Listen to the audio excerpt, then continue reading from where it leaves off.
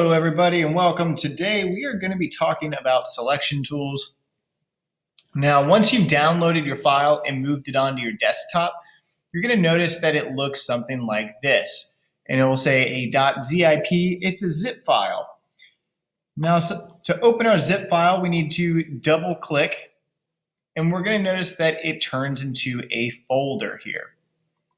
Now what we're going to do after we've double clicked the zip and it's turned into a folder, let's go ahead and open up that folder and see what we got. Inside of here, we're going to notice we have three different images here and a text file. What we're going to do is click and drag, and we're going to select all three of these images here. And we are going to drag them into Photopea. Once we've done that, we'll notice that we now have three separate images opened up in Photopea. These are the images we're going to be using today while talking about selection tools. The first image we're going to start with is this one with the flower. So today we're really going to be talking about what selection tools are and really trying to see what happens when we make a selection and adjust just one part of an image. So for starters today, we are going to be looking at the Quick Selection tool. The Quick Selection tool looks like our brush tool, which is a brush, and then it has these dotted ants or marching ants kind of around the brush here. Yours might look different at the moment. It might look something like this, or it might look like the Magic Wand tool. To get your tool, it's the fourth one down from the top of the toolbar.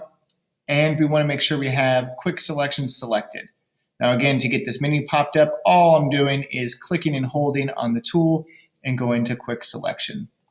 You can also hit W on your keyboard until you notice that the Quick Selection tool comes up. Once you have your Quick Selection tool, we are going to select just the inside of this flower here. So watch what happens when I click.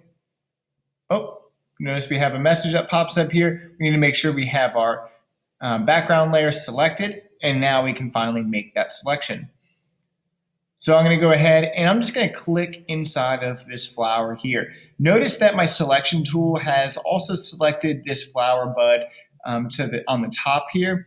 If I want to get rid of that, I'm just going to go to where it says minus here up at the top, and I'm going to actually subtract that little bit from my image. Now, if I go too far, it's going to go and remove some of my flower, and then I'll have to click that plus again and really try and be careful on just getting the inside of this flower. Once I have this image selected here, I'm going to go up to where it says filter in the menu bar here, and I'm going to go down to where it says stylize. From there, I'm going to go down to where it says oil paint and watch what happens to the inside of my flower. So notice how I have this filter just on the inside. Now, if I want to, I can adjust, play with these different adjustments here and change the way in which that filter is applied. But for now, we're just going to go ahead and hit OK. So I really just want to give this demo to you just to show you what happens when we adjust just one aspect of our image. Once we are finished with adding any adjustment, we're going to hold Control D on our keyboard, and that is going to remove those marching ants or the selection outline, and so we can move on to our next image.